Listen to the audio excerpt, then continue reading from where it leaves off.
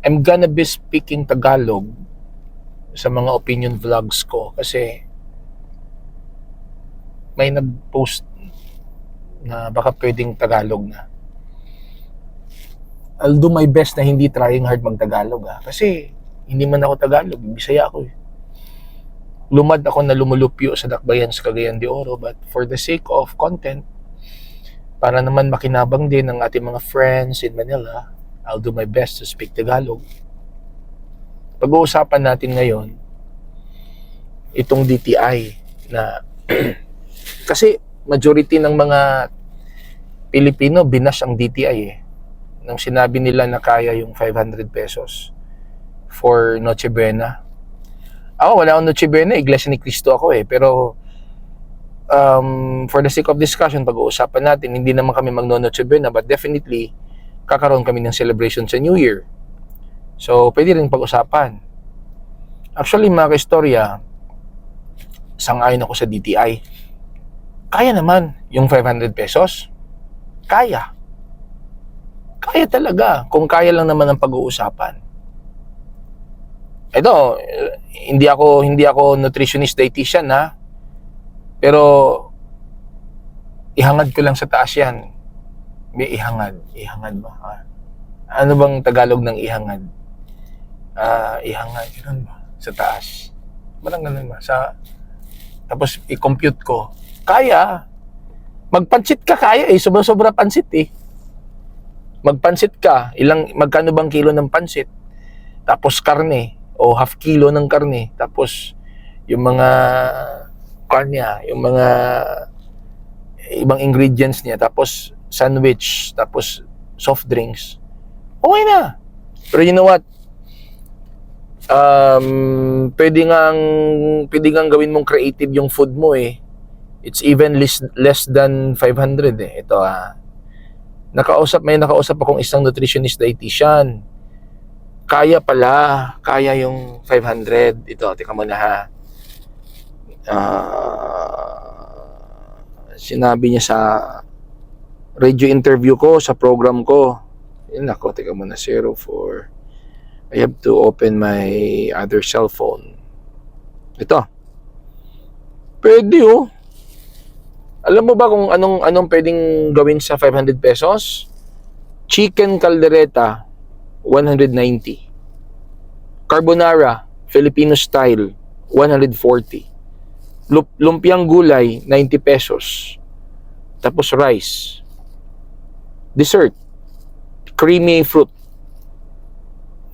40 pesos. May natira pang 60. Yung 60 pwede mong ibili ng 40, may natira pang 40 pesos pala. Pwede mong ibili ng limonsito yon at gawin mong calamansi juice. So pwede pala yung 500 pesos. Kaya lang nag-react ang maraming mga Pilipino kasi po likas talaga sa mga Pilipino magastos. Sobra-sobra inihahanda natin sa tuwing may New Year, may Pasko sa inyo, sobra-sobra. Ano yung proof? 'Di ba pagkatapos ng New Year ang daming salad, ang daming spaghetti, ang daming ulam na naiiwan sa ref. Kaya minsan nagkakaroon ng kaso ng food contamination kasi sa dami. Kasi tayo mga Pilipino magastos talaga. Kung if sanay lang tayo to spend what we have, kaya yung 500 pesos. Maaaring you will disagree to me on this, but you know what? Tayo mga Pilipino, naghihirap tayo. We keep on blaming the government. But if we are going to analyze, tayo din naman ang dahilan bakit tayo naghihirap. Kasi hindi tayo marunong mag-budget ng pera natin. Yung mga, alam mo ba yung sikreto ng mga mayayaman? Hindi ako mayaman ha. Kasama ako ninyo na mahirap. Pinag-aaralan ko lang. Alam nyo ba, nagbabasa ako ng mga libro ng mga sikreto ng mga mayayaman. Yung mga mayayaman kasi, they spend less of what they earn. Ganito na lang, for the sake of clarificatory. If they earn 100 pesos, gumagastos lang sila, ang ginagastos lang nila 30 pesos or 40. Yung 70 or 60 pesos, sinisave nila yon. At kapag nakahanap sila ng opportunity, yung na-save nila, ginagamit nila yun for business. Kaya, yung income nila progressive, palaki ng palaki yung income. Kasi habit na ng mga mayayaman to save. To spend less of what they earn, save the rest, invest the rest, business the rest. Kaya as time goes by po, lumalaki yung income nila. Progressive yung income nila. Tayong mga mahihirap, we spend more than what we earn. Kaya ang lumalaki sa atin, hindi yung income, kundi yung utang. Kaya mahirap tayo. Yun, hindi yung tapos pag hirap tayo, biniblame natin government. Hindi naman sa ganun. Although may part yung government, pero kasi democracy naman tayo eh. Hindi naman tayo kinokontrol ng gobyerno eh, kung anong gagawin natin as long as wala tayong nalalabag na batas. Magre-reflect yan sa 500 peso issue ng DTI. Marami nagre-react sa 500 na hindi na magkasya, good for 4 persons kasi nga sanay tayo na gumastos ng sobra sa kinikita natin. We don't maximize what we have. Ang ginagawa ng mga Pilipino kapag may Pasko, may New Year, may fiesta, may birthday, may kasal, nangungutang yan para lang bonggang-bongga yung handa.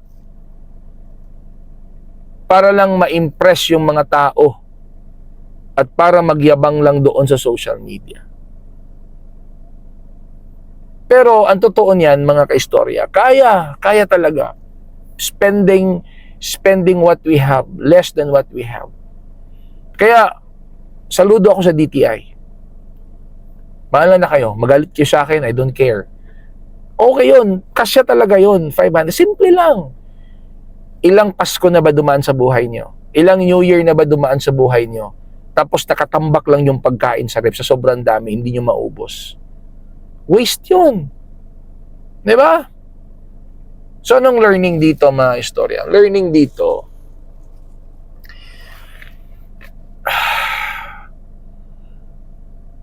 we have to change. We have to change our concept of money. We have to change our concept of expenses. Magkano lang yung kita mo, pagkasyahin mo yan. Don't spend more of what you earn para hindi ka maghirap sa buhay.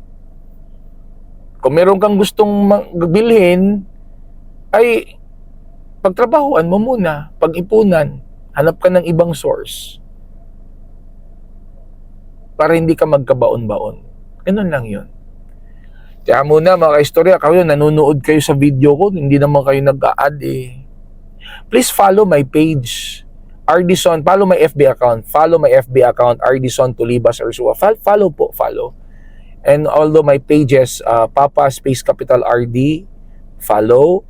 Mag-Istorya Ta Info Vlogs FB page. And my TikTok account, please follow Ardison Tulibas Arzua. And subscribe on my YouTube channel, subscribe on my YouTube channel, Mag-Istorya Ta Info Vlogs. Salamat po!